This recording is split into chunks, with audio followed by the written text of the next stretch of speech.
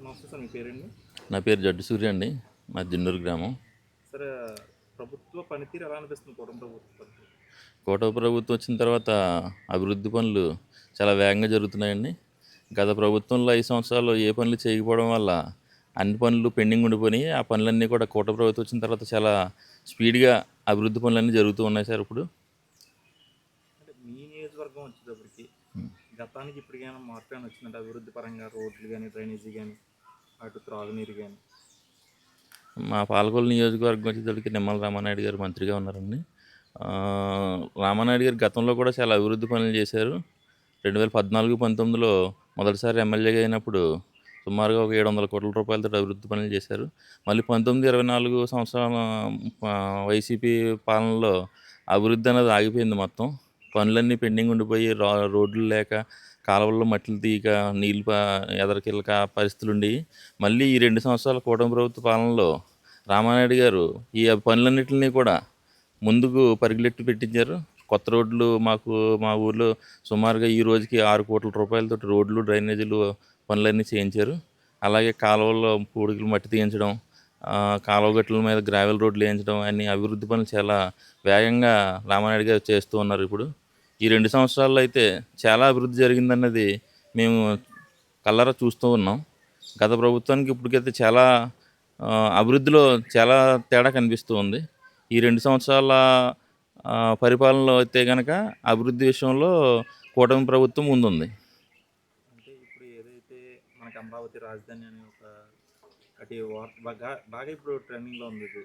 అంటే అమరావతినేమో రాజధాని చేయాలని కేంద్రం డిక్లేర్ చేసింది, కానీ అటు జగన్మోహన్ రెడ్డి ఏమో ఒప్పుకోవట్లేదు. మరి దీని ఎలా చూడొచ్చు? అమరావతి రాజధాని అన్నది ఆంధ్రప్రదేశ్ ప్రజలందరి కల అండి. అది ఏదైతే చంద్రబాబు నాయుడు గారు 2014-19 ప్రభుత్వంలో ఉండగా అమరావతిని రాజధానిగా డిక్లేర్ చేశారో ఆ రోజు నుంచి కూడా ఆంధ్రప్రదేశ్లో ఉన్న ప్రతి ఒక్కరు కూడా మా రాజధాని అమరావతి అని చెప్పి అందరూ కూడా ఫిక్స్ అయిపోయారు.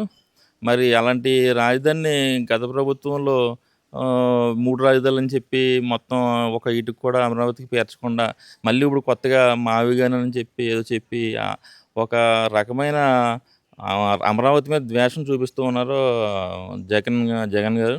అది మంచి పద్ధతి కాదు. అమరావతి అన్నది ఆంధ్రప్రదేశ్ రాజధాని. ఆంధ్రప్రదేశ్ ప్రజలందరూ కూడా దాన్ని ఎప్పుడూ ఆల్రెడీ ఫిక్స్ అయిపోయారు మైండ్లో, అమరావతి మా రాజధాని అని.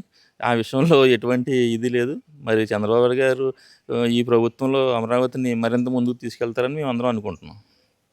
ఇప్పుడు మనకి నారా లోకేష్ గారు అంటే ఐటీ శాఖ మంత్రి అయినా అంటే ఉద్యోగాల పరంగా కానీ, కంపెనీస్ పరంగా కానీ పెట్టుబడులు తీసుకురావడం ఏం చేస్తున్నారంటారా?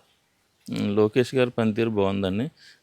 లోకేష్ గారు ప్రజలతో మమేకవడం కానీ, పరిపాలనలో కానీ ఆయన మార్క్ ఆయన చూపించుకుంటున్నారు. ఇదివరకు గతంలో 2014-19లో కూడా ఆయన మార్క్ చూపించుకున్నారు.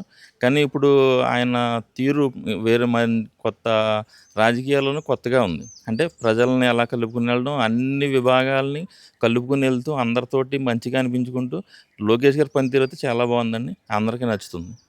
ఆయనకి వర్కింగ్ ప్రెసిడెంట్ ఇచ్చారు కదండి, టీడీపీ వర్కింగ్ ప్రెసిడెంట్. ఆ పదవికి ఆయన అర్హుడేనంటారా? పదవికి అర్హుడండి ఆయన. వర్కింగ్ ప్రెసిడెంట్ పదవికి అర్హుడు. ఎందుకు అర్హుడు అని చెప్తున్నానంటే గత ప్రభుత్వంలో లోకేష్ గారు రాగానే తెలుగుదేశం పార్టీలో చాలా మార్పులు జరిగినాయి. అంటే అంతకుముందు మామూలుగా సభ్యత్వం ఒకటి రాసేవారు, ఏదో పార్టీ సభ్యత్వం ఉందా లేదా అనుకుంటు. కానీ లోకేష్ గారు వచ్చిన తర్వాత ఆ పార్టీ సభ్యత్వానికి ఇన్సూరెన్స్ని జత చేసి కార్యకర్తల సంక్షేమ నిధి ఏర్పాటు చేసి కార్యకర్తలకు చాలా బలం చేకూర్చాడు ఆయన. ఎందుకంటే కార్యకర్తకి ఏదైనా జరిగితే గతంలో ఏది ఉండేది కాదు.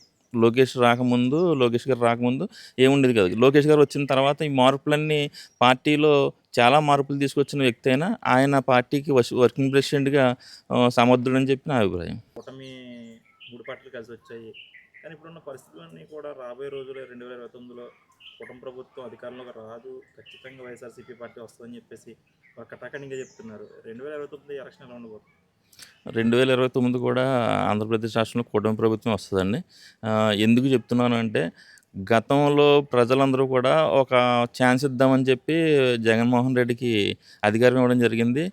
ఆ అధికారం ఇచ్చిన 5 సంవత్సరాల్లో ఆయన చేసిన పనులు చూసి భయభ్రాంతులకు గురయ్యారు ప్రజలందరూ కూడా.